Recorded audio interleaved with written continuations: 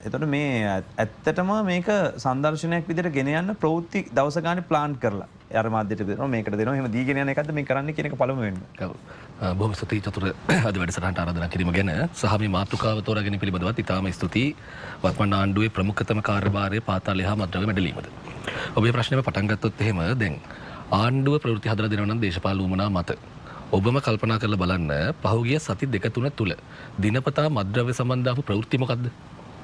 සෙව්වන්දිගේ 5000 ඉල්ලපු එක හරියද මේක ආණ්ඩුවෙන් දාපුවා නෙමෙයිනේ සෙව්වන්දිගේ 5000 දාපුවා නෙමෙයි කියන්නේ දිනපතා මද්ද්‍රව්‍ය සම්බන්ධයෙන් ඔබ ගෙදර ඉද්දි ඔබට මාධ්‍ය හරහාව දැකගත්තු ප්‍රවෘත්ති මොකක්ද වැඩිම එක තියෙන්නේ අතන ප්‍රමුඛම ප්‍රවෘත්තිය සංවිධානාත්මක අපරාධකාරයන් කවුරු හෝ අත්අඩංගුවට ගැනීම විදේශ රටකදී අත්අඩංගුවට ගැනීම මෙහෙට අරගෙන ඒම ඊට පස්සේ කුඩු අයිස් තියෙන විශාල ගබඩා ඇල්ලීම මුහුදේ පාවි තියෙද්දි ඇල්ලීම ආයි කිලෝ ඒව නෙමෙයි අපි දක්වන නිවුස් අතන අපේ මතක හැටියට ඒව තමයි දිනපතා එළියට එන ප්‍රවෘත්ති එහෙම නැතුව මේ ආණ්ඩුවෙන් ගිහිල්ලා අරයා මෙයාට සම්බන්ධ ඒවයි පරීක්ෂණ කරගෙන යනකොට පුද්ගලයෝ ලියනකොට සමාජ මාධ්‍යවල අපිත් දකිනවා.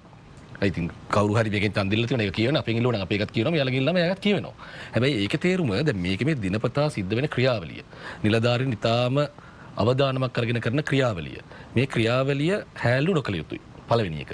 සහ මේකේ පළවෙනි දේ මාතෘකාවට આવොත් එහෙම මේකේ පළවෙනි දේ මේකේ ප්‍රවෘත්ති නිර්මාණය කිරීම නෙමෙයි චතුර වැඩේ මේක ප්‍රවෘත්ති තමයි. මුහුදේ පාවි තියෙද්දි කුඩු අයිස් කිලෝග්‍රෑම් 870 830 ගණන් දෙක දහුවෙන එක ප්‍රවෘත්තියක් නෙමෙයිද? මෙහෙ නෙමෙයි ඒක ජාත්‍යන්තර ප්‍රවෘත්තියක්. ඊට පස්සේ තංගල්ලේ නිවසක මිනිස්සු තුන් දෙනෙක් අබිරහස් විදිහට මැරිලා ඉන්නවා බලද්දි දාස් කරන් කිලෝ දාස් කරන් අයිස් හෙරොයින් අහුවෙන එක ප්‍රවෘත්තියක් නෙමෙයිද?